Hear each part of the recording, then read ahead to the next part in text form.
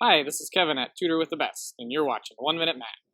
The difference quotient is easiest to illustrate on a graph. So I'll draw a generic function, and we'll say this function, what we care about, it starts at x, and it ends at x plus h, so a little bit further than x. Right above x, we'll have the point f of x, and right above x plus h, we'll have the point f of x plus h. If we connect these 2 points with a secant line, and try to find the slope of this line, we'll just use our old school algebra slope, y2 minus y1 over x2 minus x1, but we'll use the variables here. So f of x plus h minus f of x, all divided by x plus h minus x. We can cancel out the h's, and this right here is the difference quotient. All it really is a variation of the slope formula. F of x plus h minus f of x, all divided by h. This is one of the backbones of calculus, and you'll use it to define an important function soon.